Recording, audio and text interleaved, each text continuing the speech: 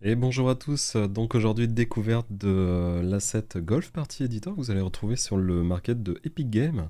Voilà, un asset complet qui va vous permettre de créer votre jeu de mini-golf assez rapidement. Voilà, donc je vous montre un petit peu comment ça se passe. Vous avez dedans donc tout un menu très simple, hein, très basique, que vous allez pouvoir améliorer au fur et à mesure de votre développement. Donc ce menu va vous permettre de découvrir, de gérer un petit peu la partie. Donc vous allez retrouver un mode solo qui va vous permettre de lancer une partie tout seul et enregistrer donc votre parcours, votre ghost, votre fantôme qui va vous permettre euh, d'avoir une IA qui va jouer à votre place, d'avoir vos scoring, etc. Vous pouvez tout enregistrer. Vous avez le mode multijoueur avec des recherches de parties et création de parties. Donc ça marche soit en LAN, soit en host, soit en serveur dédié, peu importe.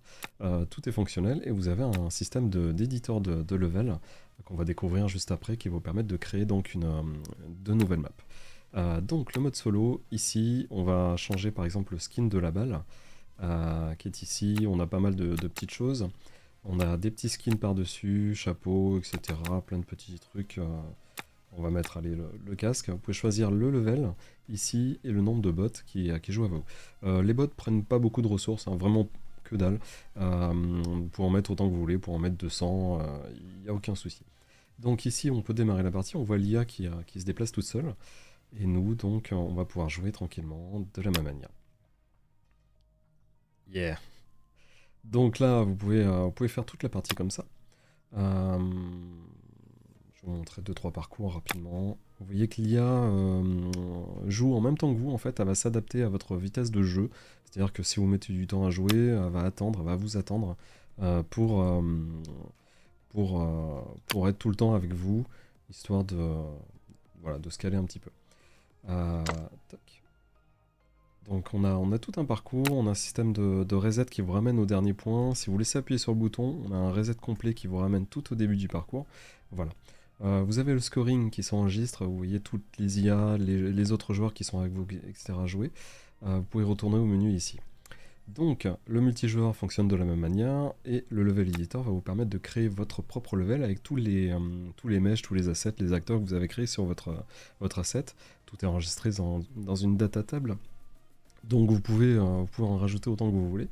Voilà, donc il fonctionne très simplement. Vous avez un petit déplacement à l'intérieur, comme dans le moteur de Unreal. Vous pouvez placer vos acteurs directement ici. Donc on a le parcours 1 par exemple. On va lui ajouter une petite ligne. Donc vous avez un système de snap qui vous permet de vous caler directement dessus. Si j'appuie sur Shift, pouf, il va vraiment s'emboîter sur notre décor. Voilà, donc vous pouvez créer plusieurs parcours comme ça. Si on veut en mettre un deuxième, on peut en créer un deuxième. Voilà, on peut mettre de la déco. Qu'est-ce qu'on va mettre? On va mettre une petite girafe. Ici, on va la tourner. Tac, on va réduire un petit peu sa taille. On va mettre allez, un petit arbre par ici. On va mettre... qu'est-ce qu'on va mettre? Notre petit arbre. On peut faire des rotations avec R directement. Voilà, et vous pouvez tester votre parcours ici, tout simplement. Retourne éditor, on a un système aussi de sauvegarde. Donc ici, vous pouvez enregistrer votre level, donc on va l'appeler euh, new level. Hop, le pseudo, donc GoFlood. Voilà, et ça, vous enregistrez votre level. Ensuite, vous allez pouvoir le retrouver donc dans le level editor. Vous allez le retrouver aussi en multijoueur. Si on crée une nouvelle partie, par exemple, et là, vous allez le retrouver ici. Donc fonctionnel en multijoueur, hop, on va se mettre un nouveau petit casque et une nouvelle couleur. Allez hop, c'est parti. Donc là, vous n'avez plus qu'à jouer donc, sur votre parcours, tout simplement. Alors, main menu, voilà, vous avez vu à peu près tout ce qu'il y avait dans l'asset au niveau gameplay. Maintenant, pour l'éditeur, vous avez pas mal de petits outils qui vont permettre de travailler plus efficacement. Principalement ce petit outil qui est un widget que j'ai créé exactement exprès pour l'asset. Ce petit widget va vous permettre de gérer beaucoup de choses. Surtout le système d'IA, donc vous allez pouvoir avec lui enregistrer votre précédent parcours, l'enregistrer dans une data table automatiquement ici. Comme ça, l'IA va rejouer un petit peu ce que vous avez fait. Voilà comment elle fonctionne. Vous avez le petit guide qui est accessible à partir d'ici, qui vous explique un petit peu tout ce qu'on peut faire dans l'asset. Voilà. Si jamais vous n'avez pas ce petit widget, vous pouvez aller le chercher directement dans Blueprint, ici, Editor, vous faites un petit clic droit là-dessus et vous faites Run Editor. Voilà, vous n'avez plus qu'à le caler directement dans votre interface. Donc ça va vous permettre de gérer pas mal de choses. On peut choisir à quel trou on veut démarrer. Par exemple, si je veux démarrer au 5 et que je fais play, je démarre. Alors là, je suis dans le menu. Alors attendez, on va retourner dans le level exemple. Donc là, si je démarre au 10, non pas à 50, 10. Oui. J'ai ma touche qui merde un peu. D'accord. Donc 5, voilà, on démarre au niveau numéro 5. Ensuite, vous avez pas mal de petites choses. Vous avez pas mal de petites choses comme le fait de construire donc un level assez facilement. Donc imaginons que je veux faire un nouveau parcours. Donc je vais mettre par exemple ça. Hop. On va se caler ça ici. On va mettre une ligne droite. Où est-ce que j'ai mis ligne droite ici? Hop. Alors tout est calé hein, au niveau du... on est sur une grille de 50 ou 10, je ne sais plus, à voir. Donc on peut vraiment faire notre petit parcours comme ça. Hop. Donc là on va mettre ça ici. Voilà. Et si vous voulez donc créer votre parcours facilement, vous allez dans Blueprint et vous avez 2 BP ici, 2 Blueprint, qui vont permettre de gérer ça assez facilement. Par exemple, le parcours numéro 1, on peut le snapper directement ici. Il se cale automatiquement et le drapeau ici. Si on veut lier les deux, donc on prend celui-ci, on prend la petite... hop, voilà comme ça, et on peut lui donner le dernier trou, donc le dernier numéro au besoin. Si on veut tester directement ce trou, on peut appuyer ici, et si je play directement ici. Voilà. Autre petite chose, donc ça c'est assez rapide, c'est plutôt simple, vous avez quelques petits acteurs aussi qui sont assez sympas, comme le moulin par exemple. Vous pouvez gérer un petit peu son speed, vous pouvez gérer pas mal de choses dans les paramètres ici, tout simplement. Donc là si je fais play, on voit le moulin tourner. Petite astuce, vous avez de la physique dans le jeu, donc vous pouvez passer à travers là, ça va ouvrir les portes, voilà, à vous de vous amuser un petit peu. Autre petite chose, pour le drapeau qui se lève automatiquement, on n'utilise pas de code, on est sur un matériel qui est plutôt bien fait, qui va permettre de lever le drapeau si vous vous approchez. Voilà, comme ça, il y a une économie un petit peu de ressources. Vous n'avez pas de code qui s'exécute en temps réel pendant la partie. Ça fait un petit gain de FPS. Dans l'ensemble, le kit est vraiment bien opti. Hein. J'ai fait tout ce qu'il fallait pour avoir quelque chose qui prenne 0 ressources. Voilà, vous pouvez même l'utiliser sur mobile, un peu partout.